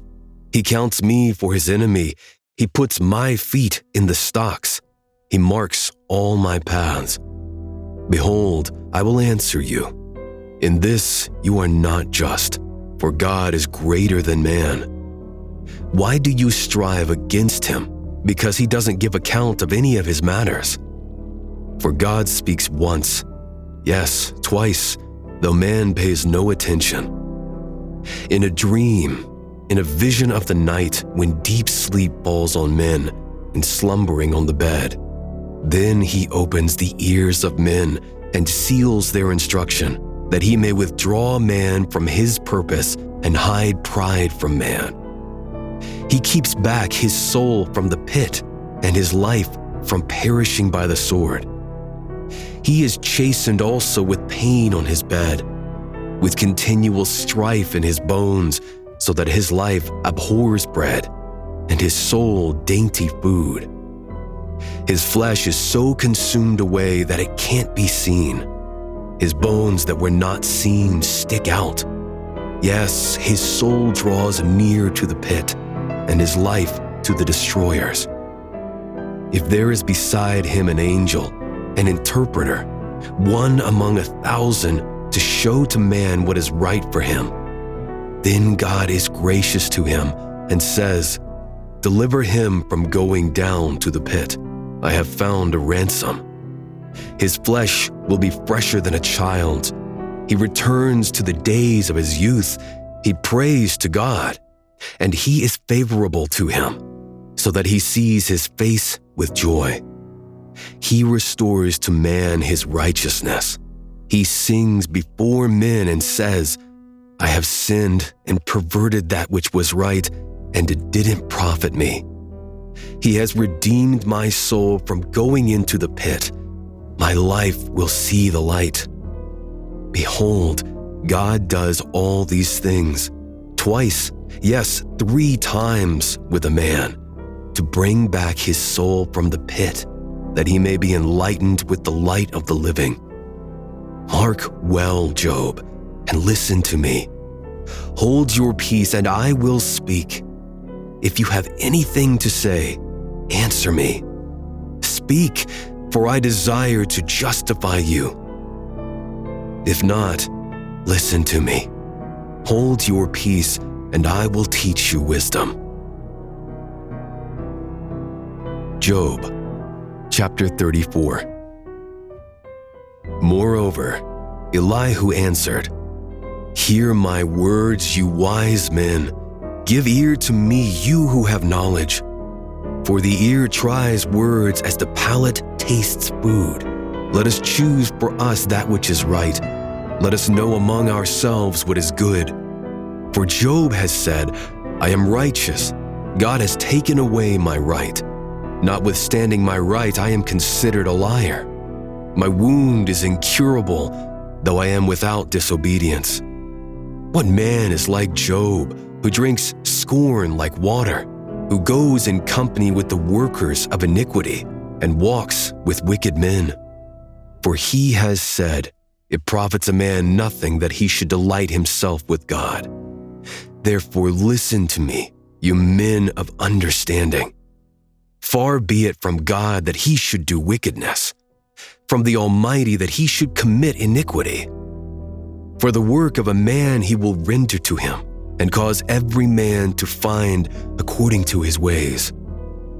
Yes, surely God will not do wickedly, neither will the Almighty pervert justice. Who put him in charge of the earth, or who has appointed him over the whole world? If he set his heart on himself, if he gathered to himself his spirit and his breath, all flesh would perish together, and man would turn again to the dust. If now you have understanding, hear this. Listen to the voice of my words. Should even one who hates justice govern? Will you condemn him who is righteous and mighty, who says to a king, vile, or to nobles, wicked? He doesn't respect the persons of princes, nor respect the rich more than the poor, for they are all the work of his hands. In a moment they die, even at midnight. The people are shaken and pass away. The mighty are taken away without a hand. For his eyes are on the ways of a man. He sees all his goings. There is no darkness nor thick gloom where the workers of iniquity may hide themselves. For he doesn't need to consider a man further, that he should go before God in judgment. He breaks mighty men in pieces in ways past finding out, and sets others in their place. Therefore, he takes knowledge of their works. He overturns them in the night so that they are destroyed. He strikes them as wicked men in the open sight of others, because they turned away from following him and wouldn't pay attention to any of his ways, so that they caused the cry of the poor to come to him. He heard the cry of the afflicted. When he gives quietness, who then can condemn? When he hides his face, who then can see him? He is over a nation or a man alike, that the godless man may not reign, that there be no one to ensnare the people. For he has said to God, I am guilty, but I will not offend any more. Teach me that which I don't see. If I have done iniquity, I will do it no more. Shall his recompense be as you desire, that you refuse it? For you must choose and not I. Therefore speak what you know. Men of understanding will tell me, yes, every wise man who hears me. Job speaks without knowledge. His words are without wisdom. I wish that Job were tried to the end because of his answering like wicked men. For he adds rebellion to his sin. He claps his hands among us and multiplies his words against God. Job, chapter 35. Moreover, Elihu answered, Do you think this to be your right? Or do you say, My righteousness is more than God's? That you ask, What advantage will it be to you? What profit will I have more than if I had sinned? I will answer you and your companions with you. Look to the skies and see. See the skies which are higher than you. If you have sinned, what effect do you have against him? If your transgressions are multiplied, what do you do to him? If you are righteous, what do you give him? Or what does he receive from your hand? Your wickedness may hurt a man as you are, and your righteousness may profit a son of man. By reason of the multitude of oppressions they cry out. They cry for help by reason of the arm of the mighty. But no one says, "Where is God, my Maker, who gives songs in the night, who teaches us more than the animals of the earth, and makes us wiser than the birds of the sky?" There they cry, but no one answers, because of the pride of evil men. Surely God will not hear an empty cry, neither will the Almighty regard it. How much less when you say you don't see him? The cause is before him, and you wait for him. But now, because he is not visited in his anger, neither does he greatly regard arrogance. Therefore Job opens his mouth with empty talk, and he multiplies words without knowledge. Job, chapter 36. Elihu also continued and said, "Bear with me a little, and I will show you, for I still have something to say on God's behalf. I will get my knowledge from afar, and will ascribe righteousness to my Maker. For truly my words are not false. One who is perfect in knowledge is with you. Behold, God is mighty and doesn't despise anyone. He is mighty in strength of understanding. He doesn't preserve the life of the wicked, but gives justice to the afflicted. He doesn't withdraw his eyes from the righteous, but with kings on the throne, he sets them forever, and they are exalted.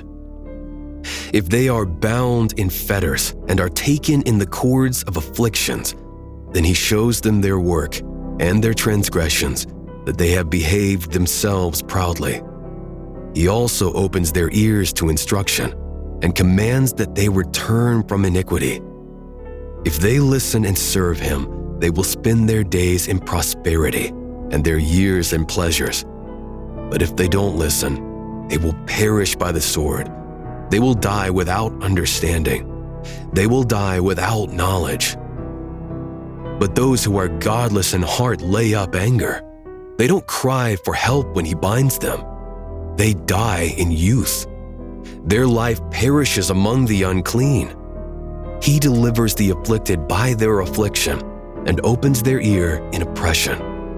Yes, he would have allured you out of distress into a wide place where there is no restriction. That which is set on your table would be full of fatness. But you are full of the judgment of the wicked. Judgment and justice take hold of you. Don't let riches entice you to wrath, neither let the great size of a bribe turn you aside. Would your wealth sustain you in distress, or all the might of your strength?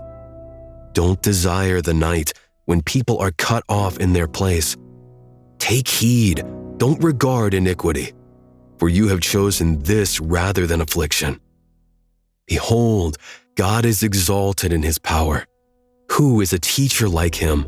Who has prescribed his way for him? Or who can say, you have committed unrighteousness? Remember that you magnify his work about which men have sung. All men have looked on it. Man sees it afar off. Behold, God is great, and we don't know him.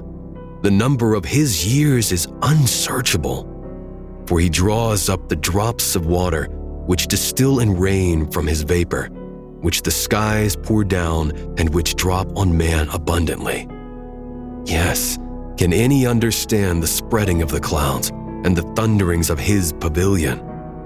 Behold, he spreads his light around him. He covers the bottom of the sea. For by these he judges the people. He gives food in abundance. He covers his hands with the lightning and commands it to strike the mark. Its noise tells about him, and the livestock also concerning the storm that comes up. Job, chapter 37. Yes, at this my heart trembles and is moved out of its place. Hear the noise of his voice, the sound that goes out of his mouth. He sends it out under the whole sky, and his lightning to the ends of the earth. After it, a voice roars. He thunders with the voice of his majesty. He doesn't hold back anything when his voice is heard. God thunders marvelously with his voice. He does great things which we can't comprehend. For he says to the snow, "Fall on the earth," likewise to the shower of rain and to the showers of his mighty rain. He seals up the hand of every man, that all men whom he has made may know it. Then the animals take cover and remain in their dens. Out of its room comes the storm, and cold out of the north. By the breath of God ice is given, and the width of the waters is frozen. Yes, he loads the thick cloud with moisture. He spreads abroad the cloud of his lightning. It is turned around by his guidance, that they may do whatever he commands them on the surface of the habitable world, whether it is for correction, or for his land, or for loving kindness, that he causes it to come. Listen to this, Job. Stand still and consider the wondrous works of God. Do you know how God controls them and causes the lightning on his cloud to shine? Do you know the workings of the clouds, the wondrous works of him who is perfect in knowledge? You whose clothing is warm when the earth is still by reason of the south wind. Can you, with him, spread out the sky, which is strong as a cast metal mirror? Teach us what we will tell him, for we can't make our case by reason of darkness. Will it be told him that I would speak, or should a man wish that he were swallowed up? Now men don't see the light which is bright in the skies, but the wind passes and clears them. Out of the north comes golden splendor. With God is awesome majesty. We can't reach the Almighty. He is exalted in power. In justice and great righteousness, he will not oppress. Therefore men revere him. He doesn't regard any who are wise of heart. Job, chapter 38. Then Yahweh answered Job out of the whirlwind. Who is this who darkens counsel by words without knowledge? Brace yourself like a man, for I will question you, then you answer me. Where were you when I laid the foundations of the earth? Declare if you have understanding. Who determined its measures, if you know? Or who stretched the line on it? What were its foundations fastened on? Or who laid its cornerstone when the morning stars sang together and all the sons of God shouted for joy? Or who shut up the sea with doors when it broke out of the womb? When I made clouds its garment and wrapped it in thick darkness, marked out for it my bound, set bars and doors and said, "You may come here, but no further. Your proud waves shall be stopped here." Have you commanded the morning in your days and caused the dawn to know its place, that it might take hold of the ends of the earth and shake the wicked out of it? It is changed as clay under the seal and presented as a garment. From the wicked their light is withheld. The high arm is broken. Have you entered into the springs of the sea? Or have you walked in the recesses of the deep? Have the gates of death been revealed to you? Or have you seen the gates of the shadow of death? Have you comprehended the earth and its width? Declare if you know it all. What is the way to the dwelling of light? As for darkness, where is its place, that you should take it to its bound, that you should discern the paths to its house? Surely you know, For you were born then, and the number of your days is great.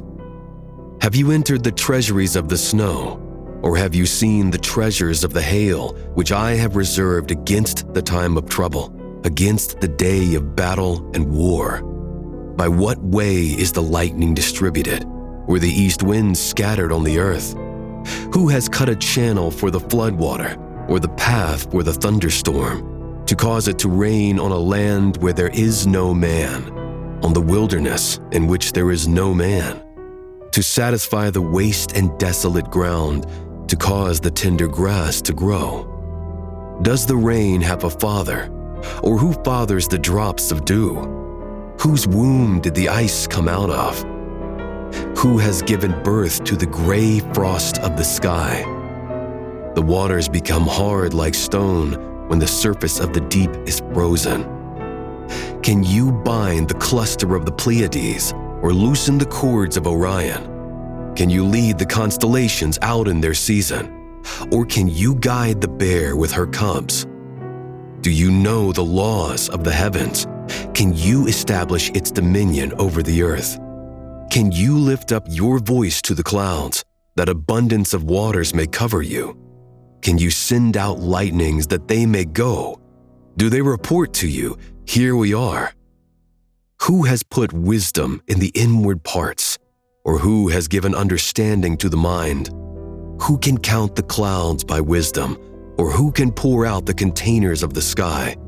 When the dust runs into a mass and the clods of earth stick together? Can you hunt the prey for the lioness, or satisfy the appetites of the young lions when they crouch in their dens and lie in wait in the thicket? Who provides for the raven his prey, when his young ones cry to God and wander for lack of food? Job, chapter 39. Do you know the time when the mountain goats give birth? Do you watch when the doe bears fawns? Can you count the months that they fulfill? Or do you know the time when they give birth? They bow themselves, they bear their young, they end their labor pains. The young ones become strong, they grow up in the open field, they go out and don't return again. Who has set the wild donkey free? Or who has loosened the bonds of the swift donkey, whose home I have made the wilderness, and the salt land his dwelling place? He scorns the tumult of the city, neither does he hear the shouting of the driver. The range of the mountains is his pasture. He searches after every green thing. Will the wild ox be content to serve you, or will he stay by your feeding trough? Can you hold the wild ox in the furrow with his harness, or will he till the valleys after you? Will you trust him because his strength is great, or will you leave to him your labor? Will you confide in him that he will bring home your seed and gather the grain of your threshing floor? The wings of the ostrich wave proudly, but are they the feathers and plumage of love? For she leaves her eggs to the earth, warms them in the dust, and forgets that the foot may crush them, or that the wild animal may trample them. She deals harshly with her young ones, as if they were not hers. Though her labor is in vain, she is without fear, because God has deprived her of wisdom, neither has he imparted to her understanding. When she lifts up herself on high, she scorns the horse and his rider. Have you given the horse might? Have you clothed his neck with a quivering mane? Have you made him to leap as a locust? The glory of his snorting is awesome. He paws in the valley and rejoices in his strength. He goes out to meet the armed man. He mocks at fear and is not dismayed, neither does he turn back from the sword. The quiver rattles against him, the flashing spear and the javelin. He eats up the ground with fierceness and rage. Neither does he stand still at the sound of the trumpet. As often as the trumpet sounds, he snorts, "Aha!" He smells the battle afar off, the thunder of the captains and the shouting. Is it by your wisdom that the hawk soars and stretches her wings toward the south? Is it at your command that the eagle mounts up and makes his nest on high? On the cliffs he dwells and makes his home, on the point of the cliff and the stronghold. From there he spies out the prey. His eyes see it afar off. His young ones also suck up blood. Where the slain are, there he is. Job, chapter 40. Moreover, Yahweh answered Job, "Shall he who argues contend with the Almighty? He who argues with God, let him answer it." Then Job answered Yahweh, "Behold, I am of small account. What will I answer you? I lay my hand on my mouth. I have spoken once, and I will not answer.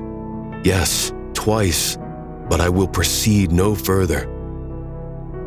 Then Yahweh answered Job out of the whirlwind, "Now brace yourself like a man. I will question you, and you will answer me. Will you even annul my judgment? Will you condemn me that you may be justified? Or do you have an arm like God? Can you thunder with a voice like him?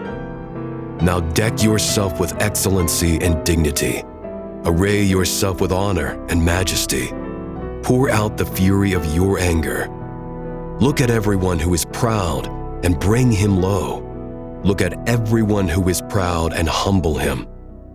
Crush the wicked in their place.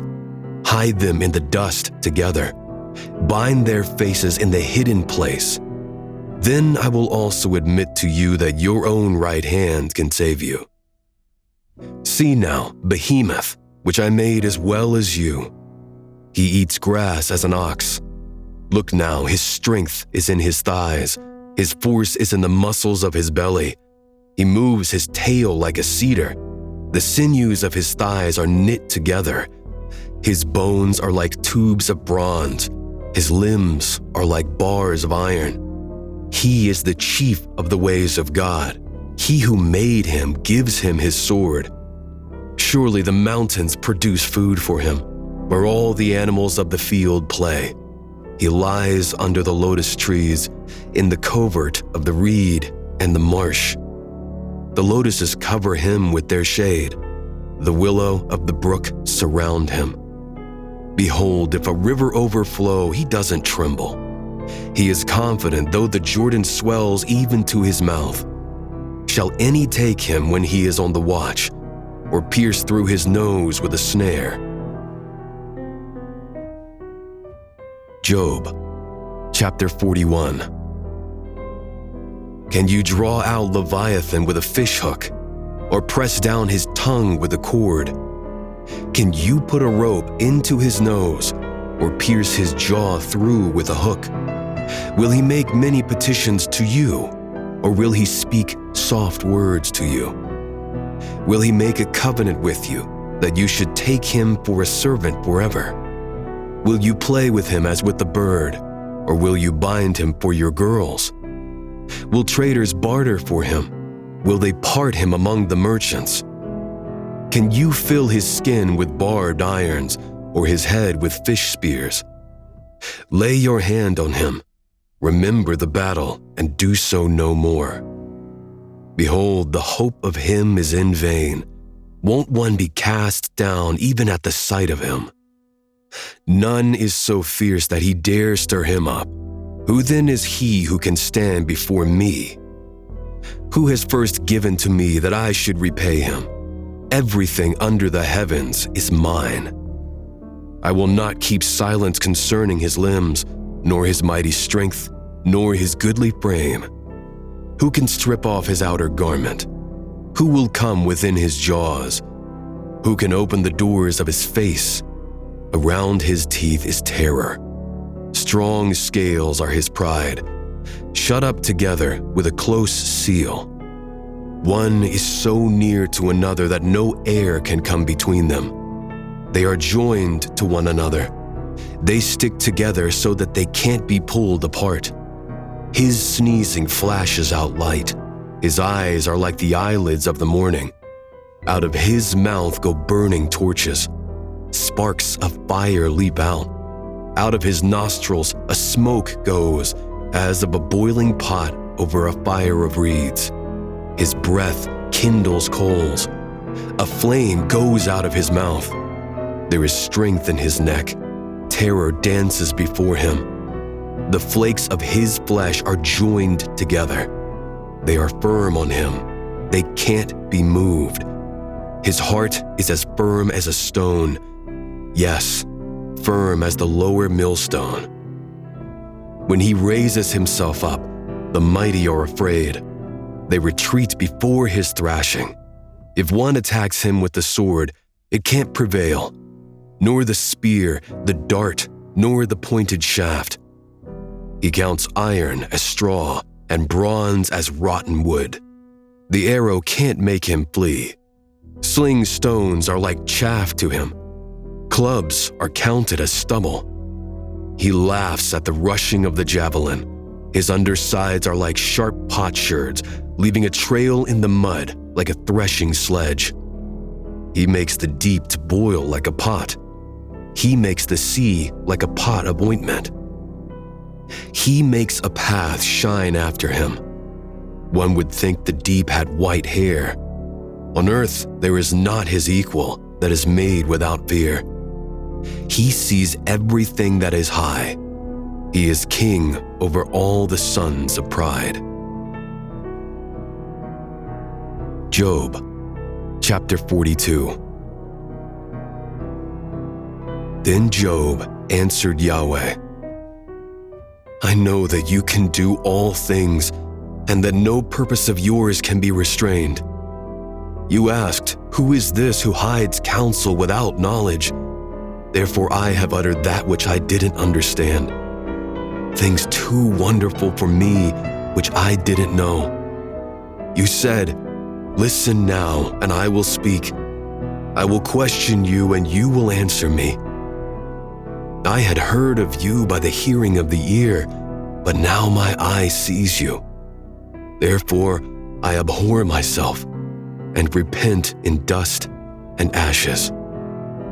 It was so that after Yahweh had spoken these words to Job, Yahweh said to Eliphaz the Temanite, My wrath is kindled against you and against your two friends, for you have not spoken of me the thing that is right, as my servant Job has.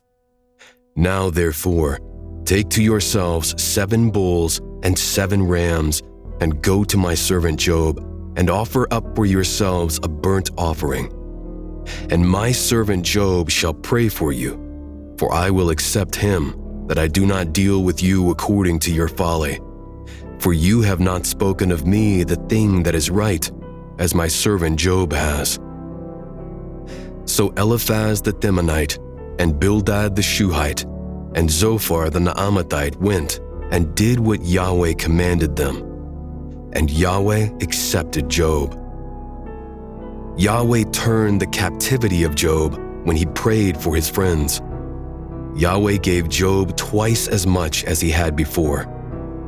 Then all his brothers, all his sisters, and all those who had been of his acquaintance before came to him and ate bread with him in his house.